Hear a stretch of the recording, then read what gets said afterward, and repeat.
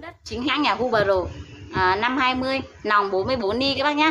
Cái máy này thì nó vừa khoan đất này, vừa có thể đề máy dầu, nó chạy xăng pha nhớt chứ không phải chạy dầu đâu các anh nhá. Nó có tác dụng là vừa khoan đất, vừa phát cỏ, vừa đề máy dầu.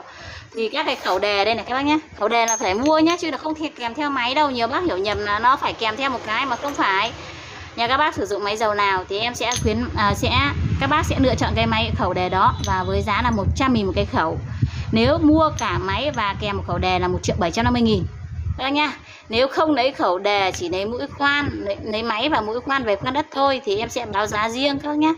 Cái máy này chưa kèm khẩu đề, chưa kèm mũi khoan là 1.700.000.